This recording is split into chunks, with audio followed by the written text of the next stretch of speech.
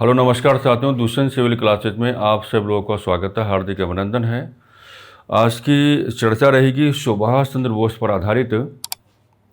और आप जानते हैं कि जब आप लोग भारतीय राष्ट्रीय आंदोलन के ग्राउंड को कैलकुलेट करने की बात करते हो तो सुभाष चंद्र बोस जैसे जो महान व्यक्तित्व हैं ये काफ़ी कारगर साबित होते हैं।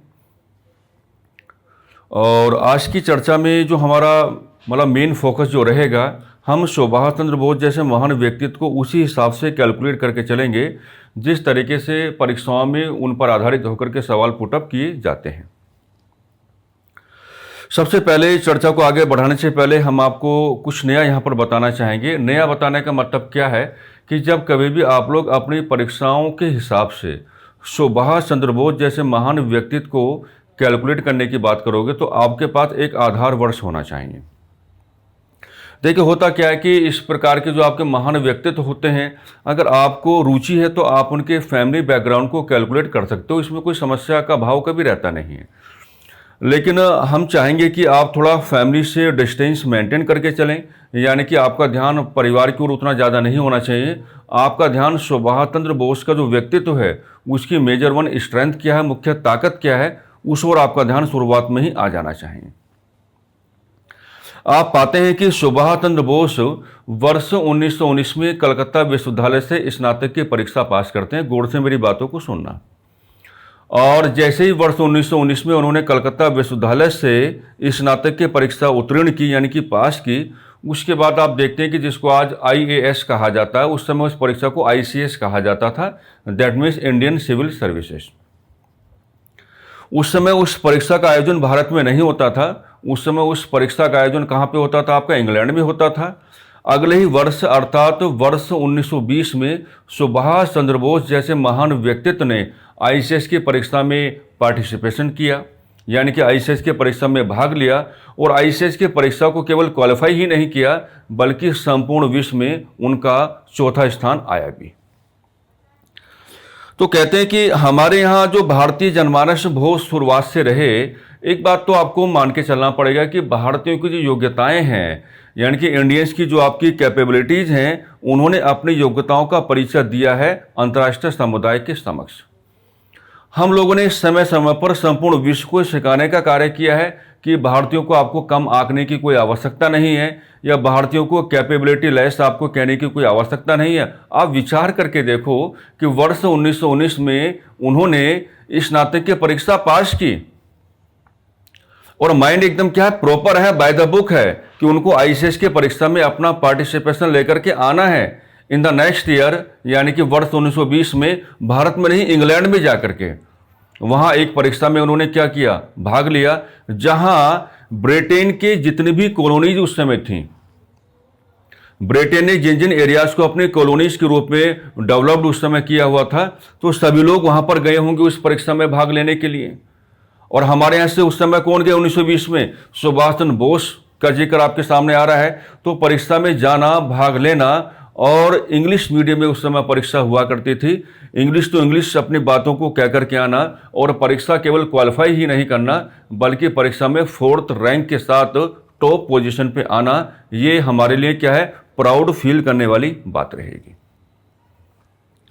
सुभाष चंद्र बोस का ऐसा मानना था कि उनको ब्रिटिश प्रशासनिक व्यवस्था, जो भारत में ब्रिटिश शासन बना हुआ है, तो उसके संदर्भ में जो आपका प्रशासन है वो प्रशासन के साथ अपने आप को जोड़ना चाहते थे। उनका भाव उस समय ये रहा होगा, ऐसी मेरी संभावना है कि वो प्रशासन के साथ जुड़ते हुए भारतीय जनमानस के लिए सुविधाएं जनरेट करना चाहते होंगे। और इसी बात को ध्यान में रखते हुए उन्होंने एक उच्च स्तर की परीक्षा में प्रतिभाग किया, परीक्षा को पास भी किया और टॉप पोजीशन पर आने का कार्य भी किया। 1920 में महात्मा गांधी भारत में नॉन कोऑपरेशन मूवमेंट चला रहे हैं। और 1920 में महात्मा गांधी भारत में जो नॉन कोऑपरेशन मूवमेंट चला रहे हैं, हम सब लोग जानते हैं कि नॉन कोऑपरेशन मूवमेंट को महात्मा गांधी की इंडिया में फर्स्ट मास एक्टिविटी माना गया है। कई बार ये सवाल साथियों सीधा आ जाता है कि 4 प्रकार के ऑप्शन वो आपके सामने देने की बात करेगा और आपसे ये पूछता है कि निम्न में से ऐसी कौन सी एक्टिविटी है या निम्न में से ऐसी कौन सी गतिविधि है जिसको भारत में महात्मा गांधी का पहला मास मूवमेंट यानी कि जन आंदोलन आप कहेंगे, तो वहां पर आपका आंसर क्या आ जाना चाहिए? Non cooperation movement. अच्छा, नॉन कोऑपरेशन मूवमेंट में जिस तरीके से महात्मा गांधी ने अपने कार्यक्रमों का प्रस्तुतिकरण किया और जिस तरीके से भारतीय जनमानस को अहिंसा का पाठ पढ़ाने का कार्य किया, तो उससे परेशानी केवल ब्रिटिश सरकार को ही नहीं थी, उससे परेशानी केवल ब्रिटिश सरकार को ही नहीं थी, बल्कि भारतीय जनमानस भी गांधी जी को कुछ ज़्यादा ही कैलकुलेट करके उस समय चल रहा था। ब्रिटिश सरकार को परेशानी होने का भाव उस समय यह रहा कि भाई आप अहिंसात्मक होकर के एक मास एक्टिविटी को चला रहे हो, तो अगर हम सप्रेशन करना चाहेंगे तो सप्रेशन हम किस बिहाफ पे करेंगे? क्योंकि व्यवहार तो लोगों का अहिंसात्मक है और जब व्यवहार लोगों का अहिंसात्मक हो जाता है उसे संवैधानिक व्यवहार कहा जाता है या अपना विरोध दर्ज कराने का संवैधानिक तरीका माना जाता है। तो ब्रिटिश सरकार नॉन कोऑपरेशन मूवमेंट का सप्रेशन तो करना चाहती थी, लेकिन मामला अहिंसात्मक रहा, इस नाते कहानी बन नहीं पाई। उधर भारतीय जनमानस जिस तरीके से महात्मा गांधी को कैलकुलेट करके चल रहा है, तो हम तो कई बार क्लासेस में चर्चा करते रहते हैं कि भारतीय जनमानस महात्मा गांधी को बिल्कुल एक ईश्वरीय शक्ति के रूप में देख रहा है। यहां ईश्वरीय शक्ति के रूप में देखने का मतलब यह होगा कि भारतीय जनमानस के मन में अटूट विश्वास है कि गांधी जी ने 1 वर्ष में स्वराज प्राप्ति का लक्ष्य बनाया है और हम अगर गांधी जी के कार्यक्रमों का उसी हिसाब से पालन करते रहेंगे जो तौर तरीके महात्मा गांधी ने हमको बताने का कार्य किया है, तो विद इन 1 ईयर हमको स्वराज की प्राप्ति हो जाएगी। बात खत्म हुई। तो हमको यहाँ पे समझ के चलना है, क्योंकि मामला तो सुभाष चंद्र बोस का है, तो नॉन कोऑपरेशन मूवमेंट को लेकर के महात्मा गांधी की जो इमेज उस समय बनी, उसी से कहने के प्रभावित होते हुए सुभाष चंद्र बोस ने प्रशासनिक व्यवस्था में जाने का निर्णय छोड़ दिया। सुभाष चंद्र बोस ने कहा कि हम महात्मा गांधी के साथ अपना जुड़ाव करना चाहेंगे और महात्मा गांधी के साथ अपना जुड़ाव करते हुए हम नॉन कोऑपरेशन मूवमेंट को आगे बढ़ाने का कार्य करेंगे और जिस तरीके से महात्मा गांधी ने 1 वर्ष में स्वराज प्राप्ति का लक्ष्य निर्धारित किया है, हम भी इसमें क्या है डुबकी लगाने का कार्य करेंगे।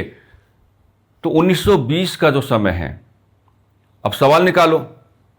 अगर यही सवाल आपसे पुटअप किया जाए कि भारतीय राष्ट्रीय आंदोलन के धरातल पर निम्न में से ऐसी कौन सी एक्टिविटी है या निम्न में से ऐसी कौन सी गतिविधि है जहां से सुभाष चंद्र बोस जैसे महान व्यक्तित्व ने अपना इंट्रोडक्शन कराया, your answer should B non cooperation movement.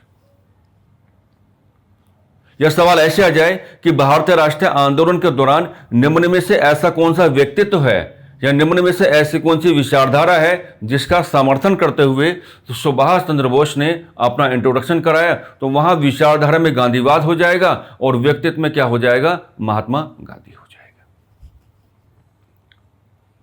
तो यहां से हम विद्यार्थी लोग ये भी सीख सकते हैं कि हम लोग अपनी तैयारियों में काफ़ी समय लेकर के चलते हैं, योजनाएं बनाने में काफ़ी समय लेके चलते हैं। देखो, ये मैं कहूँगा, अगर आपको बुरा लगेगा तो मुझे अच्छा लगेगा, क्योंकि जब तक आपको कोई बात बुरी नहीं लगेगी तब तक आपका जो मन है ना वो अंदर से प्रभावित नहीं होगा। हम लोग महीने के महीने सोचने में निकाल देते हैं।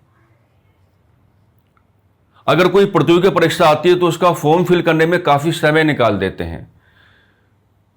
विषय वस्तुएं जो आपकी क्लासेस हैं, जो आपकी पुस्तकें हैं, उनका चुनाव करने में काफी समय निकाल देते हैं। तो हम सभी लोग क्या हैं, सुभाष चंद्र बोस से एक बहुत ही स्ट्रॉन्ग लेसन टीच करके चल सकते हैं कि भाई आपने 1919 में स्नातक की परीक्षा को उत्तीर्ण किया और अगले ही साल जाकर के आपने इंग्लैंड में जाकर के अपनी पहचान बना दी।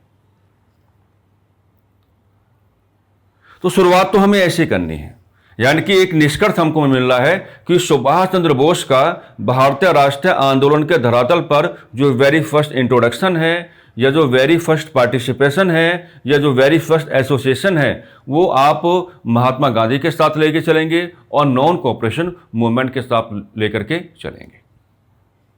मेरी एक एक बात को बहुत गौर से ऑब्जर्व करना। मैं उसी पैटर्न पे पूरी क्लास से चलाऊंगा, उसी पैटर्न पे हम लोग डिस्कस करके चलेंगे जो पैटर्न आपकी प्रतियोगी परीक्षाओं का बना हुआ है। यहां से आगे काम चलता रहा। अब जैसे कि हम जानते हैं कि हमारे यहाँ पर साइमन कमीशन की व्यवस्था हमको दिखाई पड़ती है। आप लोग भली भांति परिचित होंगे कि साइमन कमीशन का जो आधार रहा वो वर्ष 1919 का भारत शासन अधिनियम रहा, क्योंकि भारत शासन अधिनियम जो है उसकी अंतिम धारा में आप कह सकते हैं या उसका लास्ट प्रोविजन आप कह सकते हैं, साफ साफ कहा गया था कि ठीक 10 साल बाद हम एक कमीशन का गठन करेंगे जो भारत जाएगा और भारत जाकर के क्या है 1919 के अधिनियम के प्रावधानों की समीक्षा करेगा और एक रिपोर्ट तैयार करेगा कि 1919 के अधिनियम के प्रावधानों ने कितनी गहराई में जाकर के या किस तरीके से भारतीय जनमानस का संवैधानिक विकास किया है, दैट मीन्स कॉन्स्टिट्यूशनल डेवलपमेंट किया है। बहरहाल ये कमीशन 1928 में आपके सामने आया। 3 फरवरी 1928 को क्या है भारत पहुंचा। इसके रिगार्डिंग कारण तो ये बताया जाता है कि ब्रिटेन में जो आपका लेबर पार्टी है और जो आपका कंजर्वेटिव पार्टी है उसके बीच में कुछ डिस्टर्बेंसेस क्रिएट हुए, तो जो कमीशन आपका 1929 में बनना था उस कमीशन का फॉर्मेशन 1927 में ही कर दिया गया, लेकिन 3 फरवरी 1928 को साइमन कमीशन भारत पहुंचा। हम सब ये भी जानते हैं कि कांग्रेस ने अपना जो स्टैंड है बहुत ज़्यादा एकदम ओपन रखा, यानी कि वहां पे 1927 में साइमन कमीशन का फॉर्मेशन हो जाता है। कांग्रेस तो दिसंबर 1927 में ही मद्रास में अपना एक सेशन कन्वीन करवाती है, बुलवाती है और डॉक्टर अंसारी की अध्यक्षता में साफ साफ कह दिया जाता है कि हम साइमन कमीशन के गठन का विरोध करेंगे और साइमन कमीशन के भारत आगमन का विरोध करेंगे। हम ये भी जानते हैं कि साइमन कमीशन को लेकर के हमें सबसे बड़ी दिक्कत इस बात को लेकर थी कि साइमन कमीशन का जो आपका फिजिकल कंपोजिशन है उसमें किसी भी भारतीय को शामिल नहीं किया गया। हम हमेशा कहते हैं कि साइमन कमीशन का जो आपका फिजिकल कंपोजिशन है उसमें केवल एक व्यक्ति का नाम आपको याद रखना है, जो सवाल आपसे पूछा जाता है। साइमन कमीशन के एक मेंबर रहते क्लेमेंट एटली, और ये जो आपके क्लेमेंट एटली हैं इनके बारे में सवाल पूछा जाता है कि साइमन कमीशन का ऐसा कौन सा मेंबर है जो बाद में जाकर के ब्रिटेन का प्राइम मिनिस्टर बना। Your answer should be Clement Attlee. हमने साइमन कमीशन को व्हाइट कमीशन कहा, हमने साइमन कमीशन के खिलाफ नारे लगाए कि साइमन गो बैक, हमने साइमन कमीशन को काले झंडे भी दिखाए। तो यहां ये चर्चा इस नाते महत्वपूर्ण बन जाती है कि भारतीय राष्ट्रीय कांग्रेस की ओर से साइमन कमीशन का विरोध करने की जो मुख्य जिम्मेदारी उस समय दी गई थी वो कुछ युवा नेताओं को दी गई थी, और इन युवा नेताओं में 2 प्रकार के नाम आपको क्या बार बार प्रमोट करके चलने पड़ेंगे। ये एक जुगलबंदी है, यहां से गठबंधन का दौर प्रारंभ होता है 2 नेताओं के मध्य। यानी कि आप ऐसा क्या पाएंगे, एक सवाल तो आपको हम यहां पे दे रहे हैं कि भारतीय राष्ट्रीय कांग्रेस का जो आपका युवा वर्ग है उसने अपने आप को राजनीतिक तौर पर जो प्रशिक्षित कराने का कार्य किया था और साइमन कमीशन के विरोध प्रदर्शन के दौरान ही किया था। इस युवा वर्ग में पंडित जवाहरलाल नेहरू और सुभाष चंद्र बोस ये नाम बड़े इंपॉर्टेंट हैं, बड़े महत्वपूर्ण नाम हैं। यानी कि आप ऐसा भी कह सकते हैं कि सुभाष चंद्र बोस और पंडित जवाहरलाल नेहरू जैसे लोगों ने अपने आप को जो मैच्योर्ड बनाने का कार्य किया था, अपने आप को जो मैच्योर्ड बनाने का कार्य किया था वो साइमन कमीशन के विरोध प्रदर्शन के दौरान ही किया था। साइमन कमीशन जहां जहां किया, हमने साइमन कमीशन के साथ कोऑपरेटिव ग्राउंड नहीं बनाया। कोऑपरेटिव ग्राउंड नहीं बनाने का मतलब यह है कि आप यहां पर भारतीय राष्ट्रीय कांग्रेस की बड़ी कैलकुलेशन करके चलेंगे फिलहाल, और भारतीय राष्ट्रीय कांग्रेस बिल्कुल अपने स्टैंड को ओपन वे में लेके चल रही है। उसने साफ साफ कह दिया है कि साइमन कमीशन के साथ हमें किसी भी प्रकार का कोई कोऑपरेशन या किसी भी प्रकार का कोई सहयोग करके नहीं चल रहा है। अब साथियों उस समय हुआ ये कि जब साइमन कमीशन का भारत में लगातार विरोध होता रहा, हालांकि साइमन कमीशन 2 बार भारत में आया और दोनों बार ही साइमन कमीशन का भारत में लगातार विरोध किया गया, तो उस समय ब्रिटिश सरकार ने आपको एक बहुत बड़ी चुनौती देने का कार्य किया, और चुनौती में साफ साफ कहा गया कि भाई आप साइमन कमीशन का विरोध कर रहे हैं कि लगता है कि आपके व्यक्तित्व में नई प्रकार की योग्यताओं को जनरेशन हो गया है। तो हम चाहते हैं, सरकार हमसे कह रही है कि हम चाहते हैं कि आप एक ऐसा कॉन्स्टिट्यूशनल डॉक्यूमेंट तैयार करो जो ये बताने का कार्य करेगा कि आप किस बिहाफ पे या किस तरीके से भारतीयों का संवैधानिक विकास चाहते हैं। और ये जो कॉन्स्टिट्यूशनल डॉक्यूमेंट आप बनाने का कार्य करेंगे, इससे भारतीय राष्ट्रीय कांग्रेस ही सहमत ना हो, बल्कि इससे क्या है भारत की तमाम राजनीतिक पार्टियां कह सकते हैं, संगठन कह सकते हैं, दल आप कह सकते हैं, सभी के सभी क्या हो जाएं, सहमत हो जाएं। हमने कहा ओके। हमने कहा वी आर रेडी। हमने मोतीलाल नेहरू जी की अध्यक्षता में एक संविधान सभा का गठन किया और उस संविधान सभा ने नेहरू रिपोर्ट के रूप में क्या है, एक संविधान बनाने का कार्य किया। और इस संविधान में या जो नेहरू रिपोर्ट के रूप में जो एक कॉन्स्टिट्यूशनल डॉक्यूमेंट आपके सामने आता है, आप चाहें तो आप इसे कॉन्स्टिट्यूशनल डॉक्यूमेंट भी कह सकते हैं, आप चाहें तो आप इसे संविधान भी कह सकते हैं। इसके ब्याह पे हमने सरकार को कुछ समझाने की बात की कि हम किस प्रकार से भारतीयों का संवैधानिक विकास चाहते हैं। तो वहां पर आप देखेंगे, अब यहां से कुछ ड्राफ्टिंग आपको हल्की सी यहां पे करके चलनी पड़ेगी। ड्राफ्टिंग का मतलब क्या होगा कि जो आपका नेहरू रिपोर्ट है, नेहरू रिपोर्ट में एक प्रावधान कैलकुलेट किया गया। नेहरू रिपोर्ट में एक प्रावधान क्या है, कैलकुलेट किया गया। और नेहरू रिपोर्ट का जो मेजर 1 प्रोविजन हम यहां पर डिस्कस करेंगे फिलहाल अभी के लिए, मेजर 1 प्रोविजन जो हम लोग यहां पर डिस्कस करके चलेंगे। तो देखो मेजर 1 प्रोविजन क्या मिलेगा, साथों नेहरू रिपोर्ट में साफ साफ कहा गया कि हम क्या चाहते हैं, हमें क्या दे दो, हमें डोमिनियन स्टेटस का दर्जा दे दो। हमें क्या दे दो, हमें डोमिनियन स्टेटस का दर्जा दे दो। यानी कि नेहरू रिपोर्ट के माध्यम से कंप्लीट इंडिपेंडेंस की बातें नहीं होती हैं, हिंदी में पूर्ण स्वराज की बातें नहीं होती हैं, बल्कि नेहरू रिपोर्ट के माध्यम से बातें किस प्रकार की होती हैं, डोमिनियन स्टेटस की बातें होती हैं। अब ये जो आपका डोमिनियन स्टेटस है, इसको अगर हल्का सा हम कैलकुलेट करके चले तो डोमिनियन स्टेटस आपको ये बताना चाहता है कि मान लीजिए आपने इंडिया कहा और इंडिया के आपने क्या जोड़े, अफेयर्स यानी कि मामले आपने जोड़े। ओके, मामले दो प्रकार के बन जाएंगे, एक आपके क्या हो जाएंगे, बाह्य मामले हो जाएंगे और एक आपका क्या हो जाएगा, आंतरिक मामले हो जाएंगे। एक आपका बाह्य मामला हो जाएगा और एक आपके क्या हो जाएंगे, आंतरिक मामले हो जाएंगे। तो मेरे प्यारे साथियों, डोमिनियन स्टेटस की डिमांड आपको यहाँ पर समझाने की बात कर रही है कि जो बाह्य मामले हैं वहाँ पर क्या रहें, ब्रिटिशर्स रहें। जो बाह्य मामले हैं वहाँ पर कौन रहें, ब्रिटिशर्स रहें। और जो आपके आंतरिक मामले हैं वहाँ पर कौन आ जाए, आपके इंडियंस आ जाएं। वहाँ पर कौन आ जाए, आपके इंडियंस आ जाएं। आप इसको बदल के भी ऐसा कह सकते हैं कि डोमिनियन स्टेटस की डिमांड आपको ये समझाने की बात कर रही है कि भाई जो आपका सेंटर है, यानी कि जो भारत में केंद्र है, केंद्र में कौन बैठे रहें, अंग्रेज बैठे रहें। और जो भारत में प्रोविंसेस हैं, यानी कि भारत में जो आपके प्रांत हैं, भारत में जो प्रोविंसेस हैं यानी कि भारत में जो आपके प्रांत हैं, वो किसके कंट्रोल में आ जाएं, वो भारतीयों के कंट्रोल में आ जाएं। अब क्योंकि मामला सुभाष चंद्र बोस का है, तो सुभाष चंद्र बोस के साथ हमको क्या जोड़ के चलना पड़ेगा डिस्कशन में यहाँ पर, क्योंकि स्टेप बाय स्टेप आपको सारी कहानियां यहाँ पे बनानी पड़ेंगी। तो सुभाष चंद्र बोस जो हैं, इनके साथ आपको क्या जोड़ना पड़ेगा साथियों, पंडित जवाहरलाल नेहरू को आपको जोड़ के चलना पड़ेगा। पंडित जवाहरलाल नेहरू को आपको यहाँ पे जोड़ के चलना पड़ेगा। तो ये भारतीय राष्ट्रीय कांग्रेस के ऐसे दो युवा नेता माने जाएंगे जो चाहते हैं कि डोमिनियन स्टेटस की डिमांड को कैलकुलेट ना किया जाए, बल्कि इसके स्थान पर क्या आ जाए, हिंदी में पूर्ण स्वराज आ जाए। इसके स्थान पर हिंदी में क्या आ जाए, पूर्ण स्वराज आ जाए। और जो आपका पूर्ण स्वराज है उसको इंग्लिश में आप क्या कहेंगे, कंप्लीट इंडिपेंडेंस आप कहेंगे। तो ये मामला जैसे जैसे आप कहानी को आगे बढ़ाओगे ना, तो भारतीय राष्ट्र आंदोलन में सुभाष चंद्र बोस के जो मेजर 1 पार्टिसिपेशंस हैं, वो सारे के सारे आज ही आपको क्या है, कंबाइंड फॉर्म में डिस्कस करके चल रहे हैं। यानी कि सुभाष चंद्र बोस एंड पंडित जवाहरलाल नेहरू उन नेहरू रिपोर्ट का खुला विरोध कर रहे हैं। इस प्रावधान को लेकर के उनका मानना था कि डोमिनियन स्टेटस के स्थान पर आप कंप्लीट इंडिपेंडेंस को अपनी मुख्य मांग बनाएं, और जिसको आप हिंदी में क्या कहेंगे, पूर्ण स्वराज कहेंगे। हाल के समय आपने सुना होगा कि महात्मा गांधी ने अपने आप को एक्टिव किया और नेहरू रिपोर्ट 1928 में तैयार हो गई थी। महात्मा गांधी ने इन दोनों युवा नेताओं को समझाने का कार्य किया कि भाई देखो, सरकार की चुनौती बहुत बड़ी रही, हमने चुनौतियों को एक्सेप्ट किया। अब नेहरू रिपोर्ट जिस रूप में तैयार हो गया है, इसी रूप में इसका जो प्रॉपर प्रेजेंटेशन है वो सरकार के सामने हमको करना होगा। हम सरकार को 2 साल का समय दे देते हैं, यानी कि 1930 तक का समय दे देते हैं।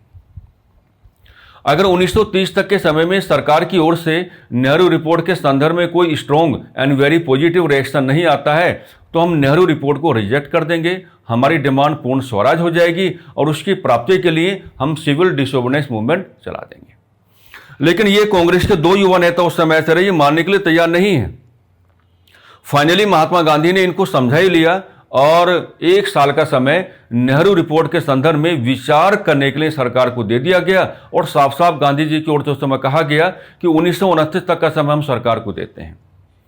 अगर वर्ष 1929 तक सरकार जो है नेहरू रिपोर्ट के कॉन्टेक्स्ट में अगर कोई वेरी पॉजिटिव रिएक्शन लेकर के नहीं आती है तो हम नेहरू रिपोर्ट के बिहाफ पे आगे नहीं बढ़ेंगे। हमारी मेजर वन डिमांड क्या हो जाएगी? कंप्लीट इंडिपेंडेंस हो जाएगा और जिसकी प्राप्ति के लिए हम क्या चलाएंगे? सिविल डिसोबीडियंस मूवमेंट चलाएंगे। इन्होंने 1 साल का समय तो दिया इस प्रावधान को लेकर के, लेकिन इनका जो डिससेटिस्फैक्शन है, इन दोनों का जो आपका डिससेटिस्फैक्शन है वो बना रहा। इन दोनों का जो आपका डिससेटिस्फैक्शन है बना रहा। तो यहां से एक सवाल आप निकालेंगे कि इन दोनों ने 1928 एडी में मिलकर के इंडियन इंडिपेंडेंस लीग की स्थापना की थी। इंडियन इंडिपेंडेंस लीग की स्थापना की थी। इंडियन इंडिपेंडेंस लीग की स्थापना की थी। और ये जो आपका इंडियन इंडिपेंडेंस लीग की स्थापना की थी, इसके बिहाफ पे इन्होंने पूर्ण स्वराज की डिमांड के कॉन्टेक्स्ट में भारतीय जनमानस को जागरूक करने का कार्य किया था। तो यहां तक मैंने 3 प्रकार के रेफरेंसेस आपके सामने रखे कि सुभाष चंद्र बोस का भारतीय राष्ट्रीय आंदोलन के ग्राउंड पर जो पहला पर्दापरण है, तो पहला जो पर्दापरण है वो आप किस प्रकार से यहां पे लेके चलेंगे, यानी कि नॉन कोऑपरेशन मूवमेंट के साथ आपको कहानी को जोड़ना है, महात्मा गांधी के साथ आपको जोड़ के चलना है। साइमन कमीशन के विरोध प्रदर्शन के दौरान इस प्रकार के मुख्य तौर पर जो कांग्रेस के युवा नेता हैं, इन्होंने अपने आप को व्यवस्थित किया, अनुशासित किया राजनीतिक तौर पर। और नेहरू रिपोर्ट के एक प्रावधान को लेकर के जिस तरीके से इन्होंने अपना विरोध दर्ज कराया वो हमको ठीक लगता है। ठीक इस नाते लगता है क्योंकि ये जो डिमांड है ना डोमिनियन स्टेटस वाली, ये डिमांड तो महात्मा गांधी ऑलरेडी कहां बना चुके थे? नॉन कोऑपरेशन मूवमेंट में बना चुके थे। अब अगर आपको नेहरू रिपोर्ट के बिहाफ पे कुछ नया यहां पे कह के चलना था तो ये दोनों नेतागण क्या है, बिल्कुल अपनी सकारात्मक चर्चा कर रहे हैं। हालांकि आपने देखा कि इन्होंने नेहरू रिपोर्ट के इस प्रावधान को ओके कर दिया था बाद में, लेकिन इन्होंने अपना डिससेटिस्फैक्शन शो कराया है ना। 1928 में इन्होंने क्या है, इंडियन इंडिपेंडेंस लीग जैसे एक राजनीतिक संगठन आप कह सकते हैं उसकी स्थापना की और भारतीय जनमानस को पूर्ण स्वराज की मांग के कॉन्टेक्स्ट में क्या है, लगातार जागरूक करने का प्रयास किया।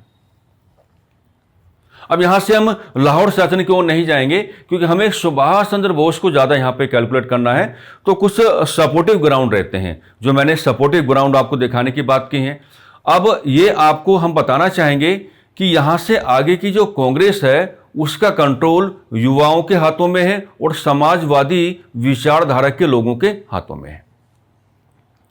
और ऐसा कहने में आपको कोई समस्या नहीं होनी चाहिए कि महात्मा गांधी समाजवादी हैं, लेकिन कांग्रेस को समाजवादी बनाने का कार्य जो व्यवस्थित तौर पर किया था उस समय, या तो आप पंडित नेहरू का नाम लेंगे, पंडित जवाहरलाल नेहरू, या फिर किसका नाम लेंगे, सुभाष चंद्र बोस। दोनों ही कांग्रेस के युवा समाजवादी नेता हैं और वर्ष 1929 से इन्होंने कांग्रेस में क्या है, अपनी अच्छी पकड़ बनाई हुई है। और उसी के बिहाफ पे जब हम लोग चीजों वैल्यूज को फर्दर डिस्कस करने की बात करेंगे तो यहां पर एक इवेंट आता है। हम इवेंट कब का बनाएंगे? 1938 का इवेंट बनाएंगे। 1938 का क्या है, हम लोग इवेंट यहां पे बना के चलेंगे। और 1938 में जब आप लोग भारतीय राष्ट्रीय कांग्रेस को कैलकुलेट करने की बात करोगे तो भारतीय राष्ट्रीय कांग्रेस का एक हरिपुरा सेशन आपको दिखाई देगा और ये सेशन गुजरात में बुलवाया गया था, हरिपुरा सेशन। ओके, और ये जो आपका हरिपुरा सेशन है साथियों, इसकी अध्यक्षता करने का कार्य कौन करेंगे?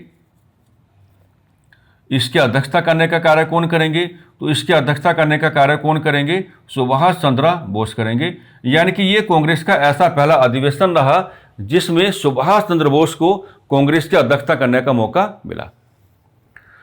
और देखिए, पंडित नेहरू साथ साथ व्यवहार करते हैं कांग्रेस के इसी सेशन में। हम 2-3 प्रकार की बातें आपको बताना चाहेंगे।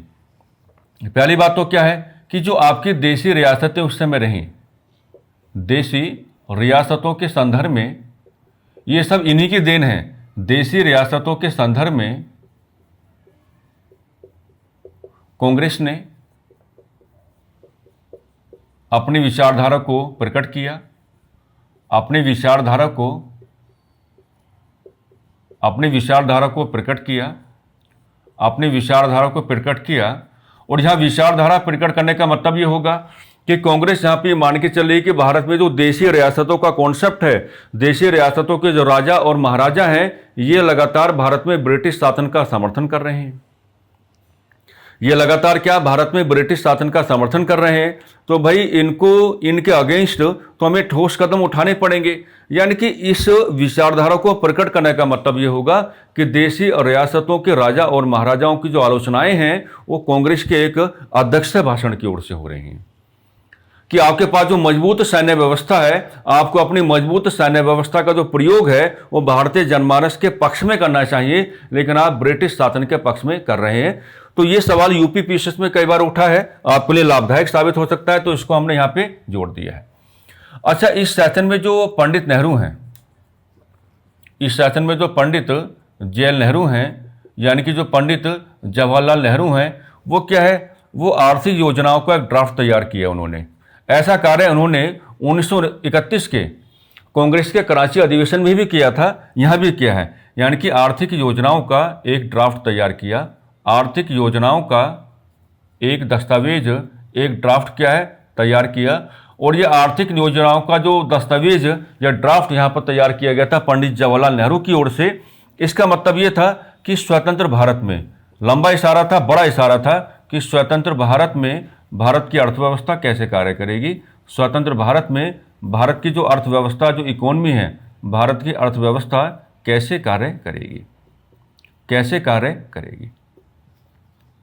तो 1938 का जो कांग्रेस का आपका हरिपुरा सेशन है, तो हरिपुरा सेशन में जो सुभाष चंद्र बोस हैं, ये कांग्रेस की पहली बार अध्यक्षता कर रहे हैं।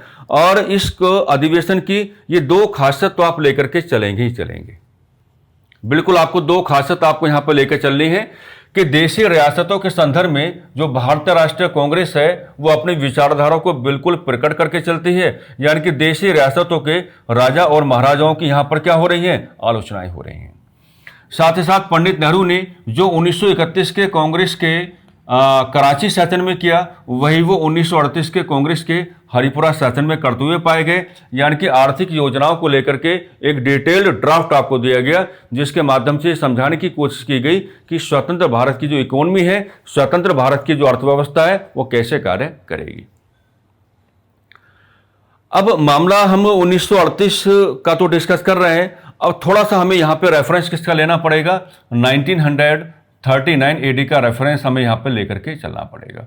1939 में जो INC का एक सेशन आपको मिलेगा, यानी कि भारतीय राष्ट्रीय कांग्रेस का जो सेशन आपको मिलेगा, ये सेशन कहाँ पर है, ये त्रिपुरी, इसको क्या कहेंगे, त्रिपुरी कहेंगे, त्रिपुरा नहीं कहेंगे बल्कि त्रिपुरी कहेंगे। और कई बार आपने देखा होगा कि आपके परीक्षाओं में जो त्रिपुरी है, इसका ज्योग्राफिकल रेफरेंस, दैट मीन्स इसका भौगोलिक संदर्भ आपसे पुटअप किया जाता है। तो त्रिपुर जो आपका है कहाँ पर है, MP में है, और MP का जो आपका जबलपुर डिस्ट्रिक्ट है, वहाँ पर आपको क्या है, ये त्रिपुरी करके लोकेशन आपको क्या है, दिखाई पड़ती है। अब इस सेशन में थोड़ा डिस्टर्बेंस है। इस सेशन में डिस्टर्बेंस क्या है कि यहाँ से महात्मा गांधी थोड़ा अपने आप को एक्टिव करना चाहते हैं, क्योंकि मामला द्वितीय विश्व युद्ध का बना हुआ है। और द्वितीय विश्व युद्ध में हमको ये लगता है कि महात्मा गांधी ने संभवतः ये सोच लिया होगा कि द्वितीय विश्व युद्ध में कांग्रेस का व्यवहार किस प्रकार का आ जाना चाहिए या कांग्रेस का व्यवहार किस प्रकार का हो जाना चाहिए। इसलिए वो चाहते हैं कि कांग्रेस की जो एक्टिविटीज हैं, अब उनको मैं खुद से रेगुलेट करके चलूं। 1929 के कांग्रेस के त्रिपुरी सेशन में महात्मा गांधी अपने एक उम्मीदवार का नाम अनाउंस कर देते हैं। नाम आपने सुना होगा, पट्टाभी सीतार मैया। पट्टाभी सीतार मैया और गांधी जी के संबंध हमेशा से जग जाहिर रहे हैं। यानी कि पट्टाभी सीतार मैया गांधी जी के क्या हैं, फॉलोअर हैं, शिष्य आप कह सकते हैं। पट्टाभी सीतार मैया का नाम अनाउंस किया गया और गांधी जी चाहते हैं कि भी जो 1939 का कांग्रेस का ये त्रिपुरी सेशन है, इसमें पट्टाभी सीतार मैया को क्या है, कांग्रेस की अध्यक्षता सौंप दी जाए। लेकिन जैसा मैंने अभी भी आपको समझाने का प्रयास किया था कि ये युवा समाजवादियों की कांग्रेस है, युवा समाजवादियों की कांग्रेस है, और युवा समाजवादियों ने अपने बहुमत का प्रयोग किया और अपने बहुमत का प्रयोग करते हुए सुभाष चंद्र बोस का नाम आगे कर दिया कि भी 1939 का जो आपका कांग्रेस का त्रिपुरी सेशन है, इसकी अध्यक्षता भी करने का काम कौन करेंगे? सुभाष चंद्र बोस ही करेंगे। अब सोचो, एक सामने गांधी जी हैं और महात्मा गांधी के परम शिष्य भी जुड़े हुए हैं, पंडित जवाहरलाल नेहरू, समाजवादियों के साथ। लेकिन फिर भी क्या हो गया? सुभाष चंद्र बोस का नाम अनाउंस हो गया और 1939 में साफ साफ कहा गया कि एक बार फिर कांग्रेस की अध्यक्षता कौन करेंगे? सुभाष चंद्र बोस ही करके चलेंगे। स्थिति इतनी गंभीर हो गई कि यह कांग्रेस का ऐसा पहला सेशन माना गया जिसमें कांग्रेस के अध्यक्ष पद को लेकर के उस समय क्या है? चुनाव कराना पड़ गया। याद रखना, अब तक चुनाव की कोई व्यवस्था नहीं थी। सर्वसम्मति से एक नाम को प्रमोट कर दिया जाता था और वही व्यक्ति क्या है? कांग्रेस की अध्यक्षता करने का कार्य कर रहा था या करता था। लेकिन यहां नौबत ऐसी आ गई क्योंकि महात्मा गांधी बिल्कुल अड़ गए हैं। वो चाहते हैं कि पट्टाभी सीता और मैया को ही कांग्रेस की कमान सौंपी जाए। यहां कांग्रेस के युवा समाजवादी पंडित जवाहरलाल नेहरू को भी घेर लेते हैं, कहते हैं कि आपको तो हमारे पक्ष में आना पड़ेगा और नाम किसका अनाउंस करना पड़ेगा? सुभाष चंद्र बोस का ही नाम क्या है? अनाउंस करके चलना पड़ेगा। मैंने कहा कि स्थिति इतनी गंभीर आ गई कि इलेक्शन कराना पड़ गया, चुनाव कराना पड़ गया। ब्रिटिश शासनकाल में यह कांग्रेस का ऐसा पहला अधिवेशन माना गया जिसमें अध्यक्ष पद को लेकर के चुनाव कराना पड़ गया। पट्टाभी सीतारमैया को हार का सामना करना पड़ा क्योंकि बहुमत किसके पास है? युवा समाजवादियों के पास है।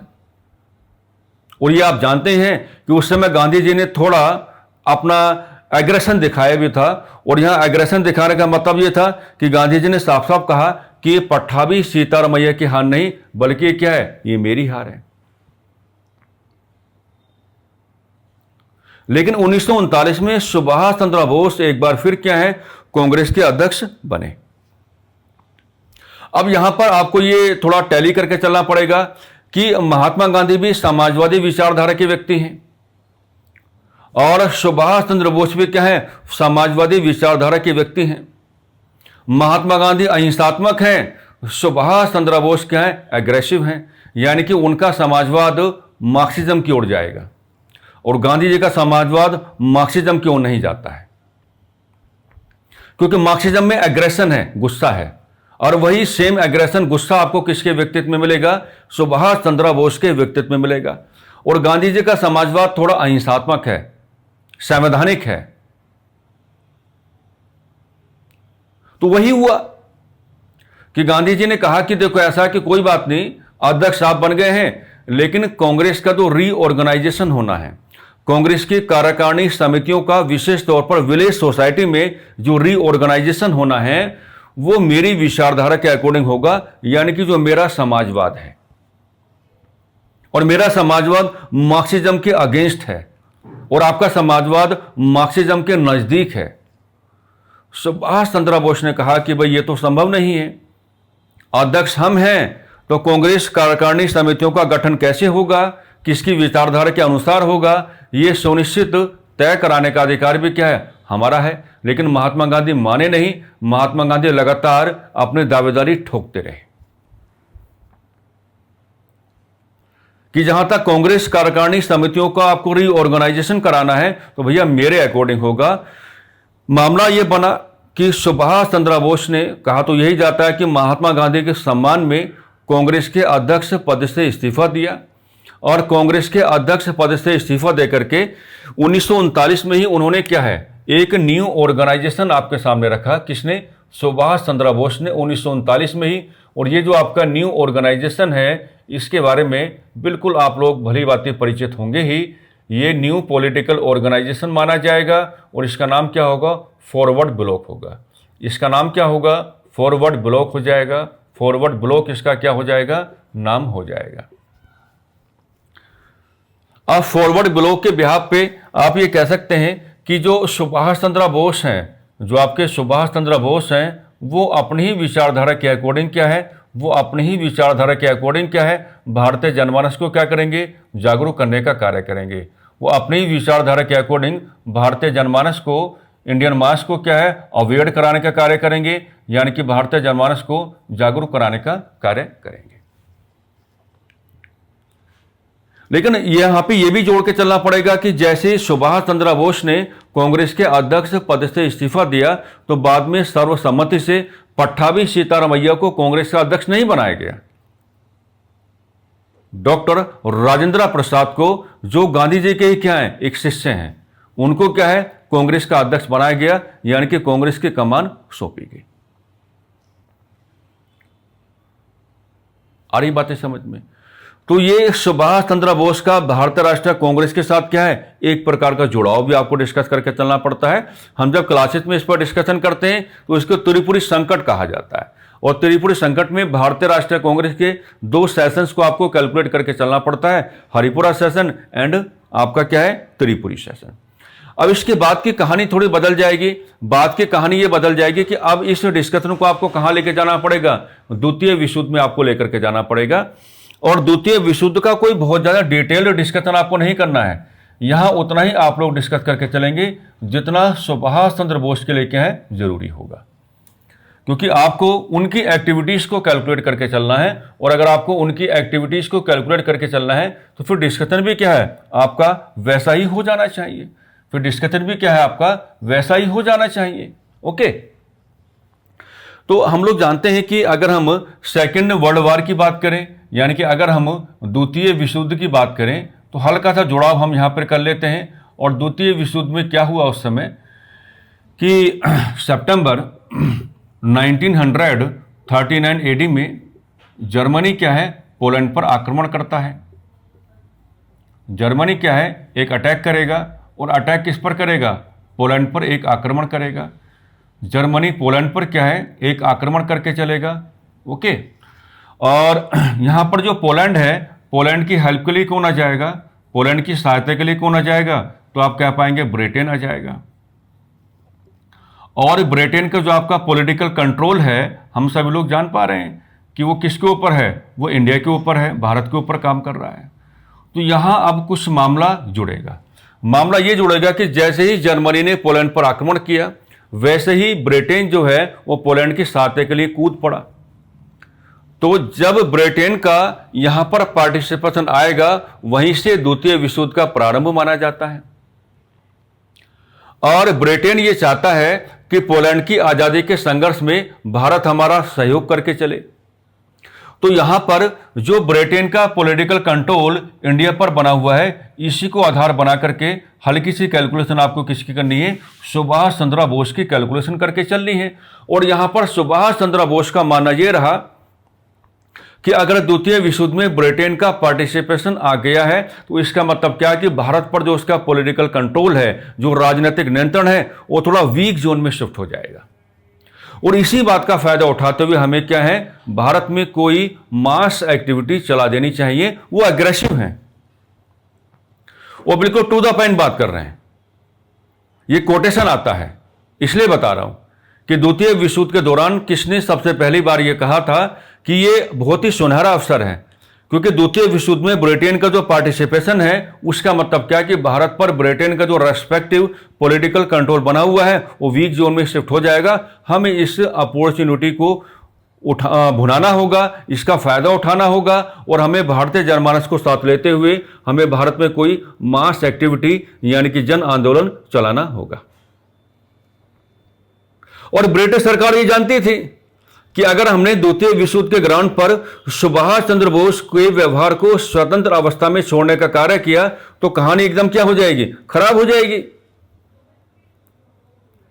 क्योंकि ब्रिटिश सरकार इस बात को भलीभांति कैलकुलेट करके चल रही थी कि सुभाष चंद्र बोस जैसे व्यक्ति के व्यवहार को स्वतंत्र छोड़ने का मतलब यह है कि ये अपनी विचारधारा को आधार बना करके भारतीय जनमानस को अपने साथ लेते हुए कोई मास एक्टिविटी चला सकते हैं। इस नाते हम यहां पर यह समझ के चलेंगे कि अगर मामला द्वितीय विश्व युद्ध का बना हुआ है, तो जो आपके सुभाष चंद्र बोस हैं, उनको हाउस अरेस्ट कर लिया गया, उनको हाउस अरेस्ट कर लिया गया, यानी कि उनको क्या, उनके घर में ही क्या है, नजरबंद कर दिया गया।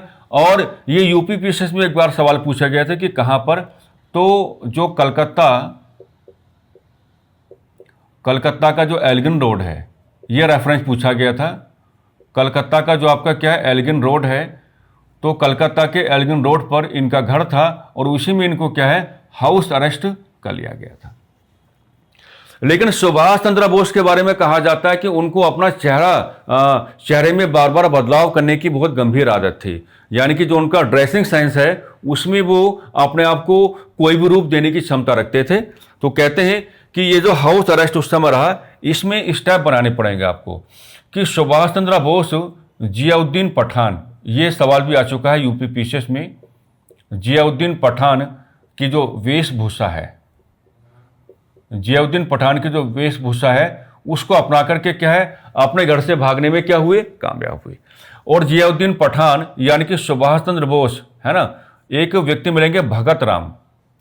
क्या मिलेंगे? भगत राम। भगत राम क्या है? इनके सहयोगी हैं।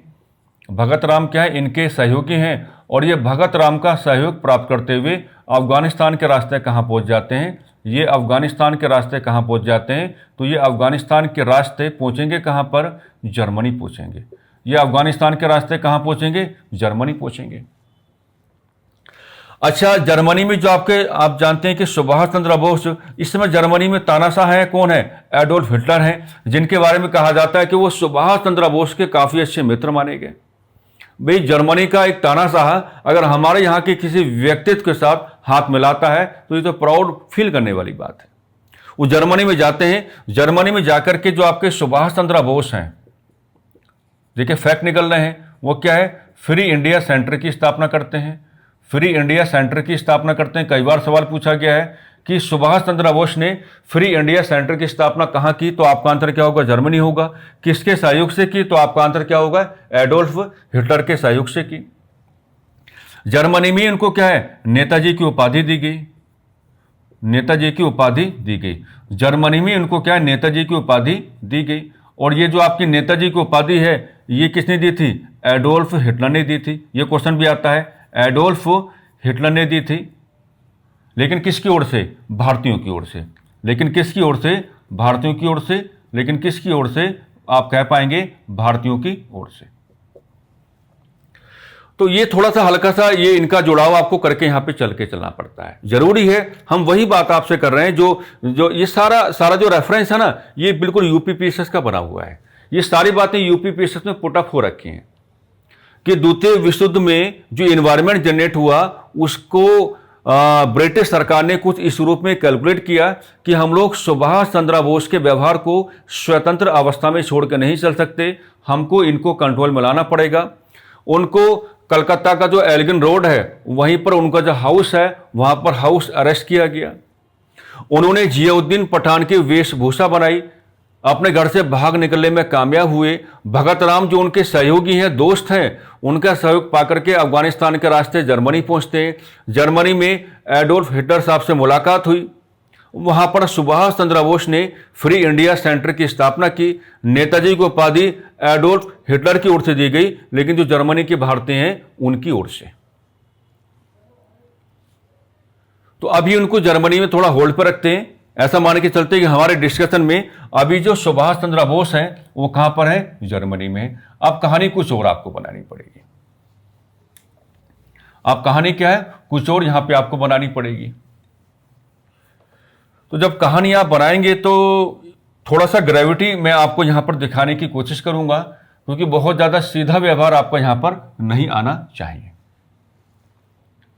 होता क्या था कि मान लीजिए हमने रफली वे में आपके सामने क्या बनाया?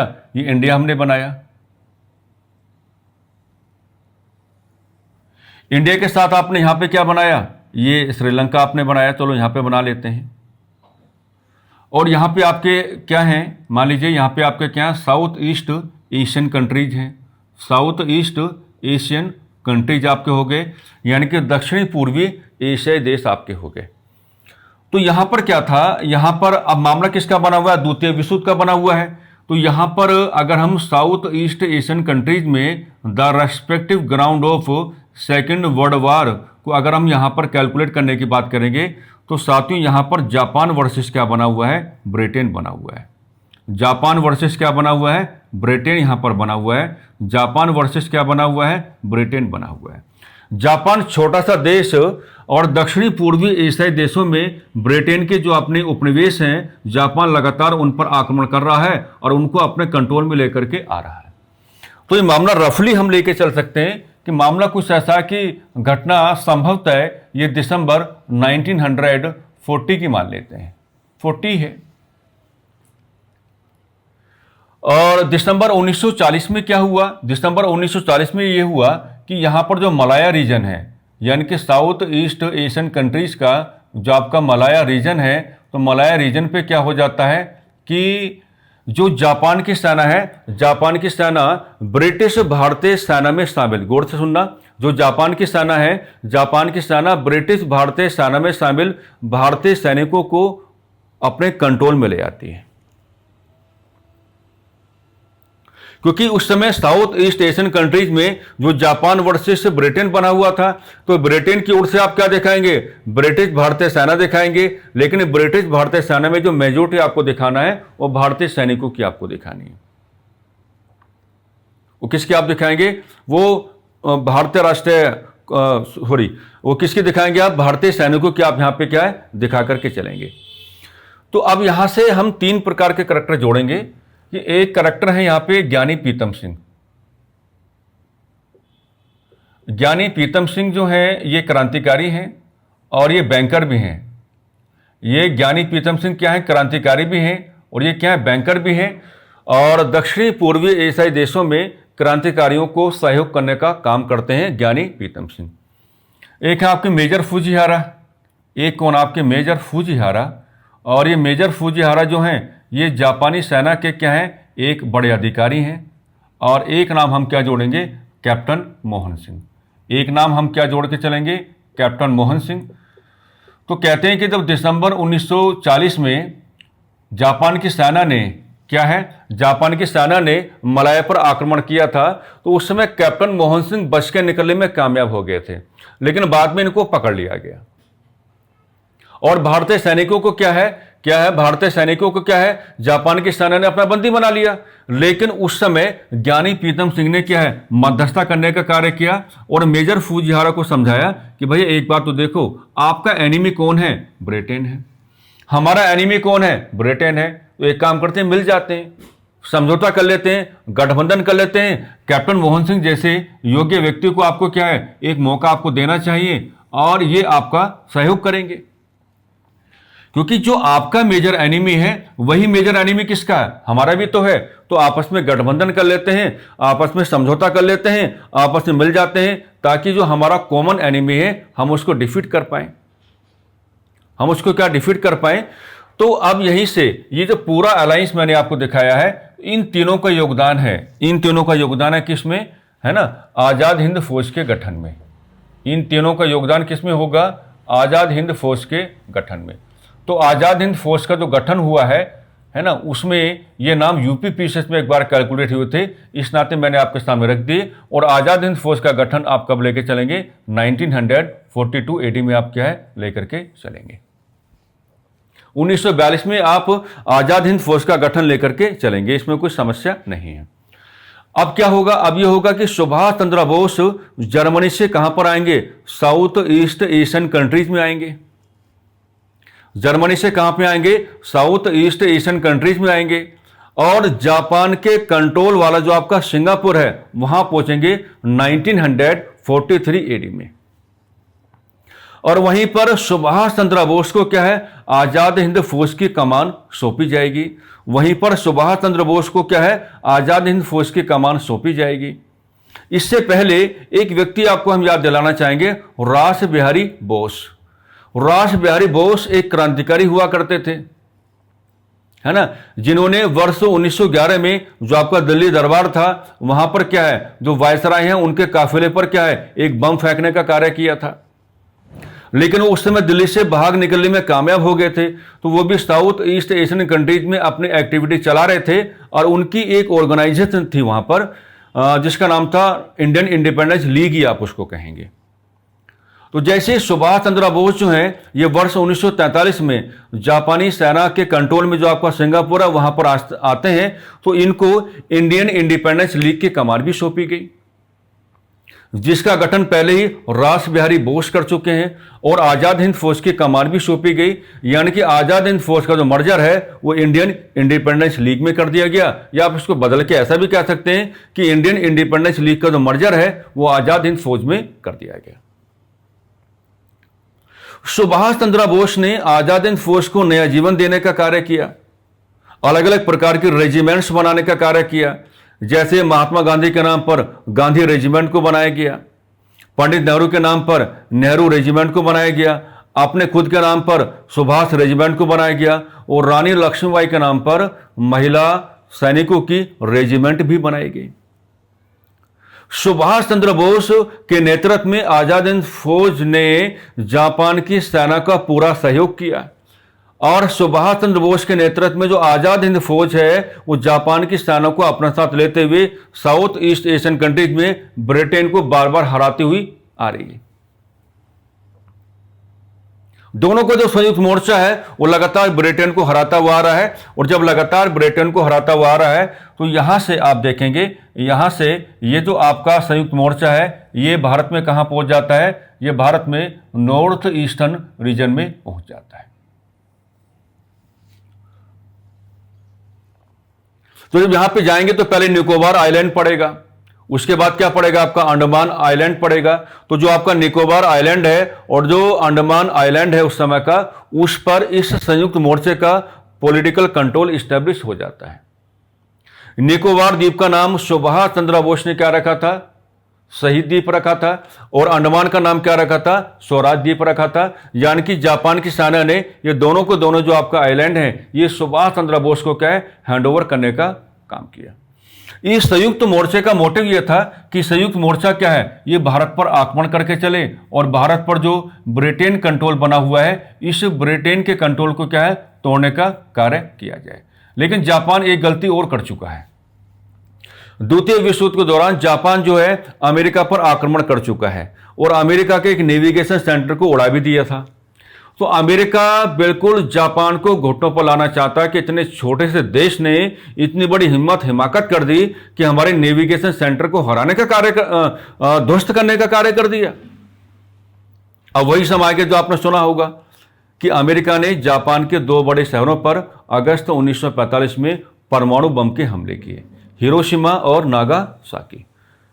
ऐसा किए जाने के पीछे अमेरिका का एक यही बड़ा उद्देश्य था कि वो जापान को बहुत ही स्ट्रॉन्ग लेसन टीच करा दे और जापान को घुटनों पर ले आए। जैसे जापान के दो बड़े शहरों में परमाणु बम के हमले किए गए, जापान ने द्वितीय विश्व युद्ध के आलोक में आत्मसमर्पण कर दिया। यानी कि ये जो आपका संयुक्त मोर्चा है ये मणिपुर और नागालैंड के क्षेत्रों तक पहुंच चुका है, लेकिन ये भारत के आंतरिक भागों में नहीं बढ़ पाया। इसकी कहानी क्या है, यहीं पर समाप्त हो जाती है। इसकी कहानी क्या है, यहीं पर समाप्त हो जाती है। हाँ, इसके बाद ये कहा जाता है कि 1945 में क्या है आपका 1945 में क्या है, सुभाष चंद्र बोस एक विमान दुर्घटना में क्या है मारे जाते हैं। ये अंधकार है, ये क्या अंधकार है। हालांकि उस समय ब्रिटिश सरकार की ओर से एक मुखर्जी कमेटी का गठन करवाया गया था और मुखर्जी कमेटी को टास्क दिया गया था कि भी आप एक काम करो, आप जरा रिपोर्ट तैयार करो कि इस नाम को कोई व्यक्ति उस हवाई यात्रा में था या नहीं था। लेकिन हम आपको पहले बता चुके हैं सुभाष चंद्र बोस को अपनी पहचान छुपाने का जो टैलेंट है ना, ये बहुत सर्वोत्तम टैलेंट उनमें था। तो हमें इस पर नहीं जाना है कि कैसे हुआ, क्या हुआ, है ना, कि विमान दुर्घटना में विमान में थे या नहीं थे। लेकिन ये कहा जाता है कि भाई सुभाष चंद्र बोस की जो डेथ है वो अपने आप में एक बहुत ही डीप मिस्ट्री बनी हुई है। लेकिन कहने का तरीका ये है कि इसके आगे सुभाष चंद्र बोस का कोई इंपैक्ट भारतीय मानचित्र पर आपको नजर नहीं आता है। ये जो संयुक्त मोर्चा उस समय तैयार हुआ था, ये संयुक्त मोर्चा यहां तक तो आ गया है लेकिन भारत के आंतरिक भागों में नहीं बढ़ पाया था। तो ये एक पैटर्न है प्रतियोगी परीक्षाओं के हिसाब से उनको कैलकुलेट करने का।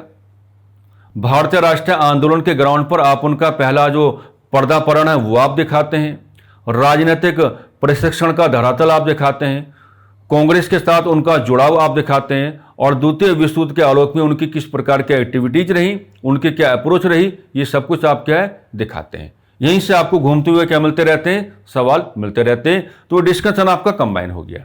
सारी चीजें हमने क्या एक जगह ला करके आपको समझा दी हैं।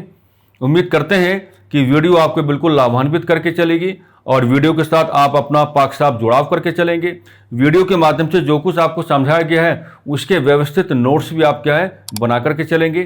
ठीक है, बस इन्हीं सकारात्मक शब्दावलियों के साथ हम आज की चर्चा को विराम देना चाहेंगे। नमस्कार, धन्यवाद।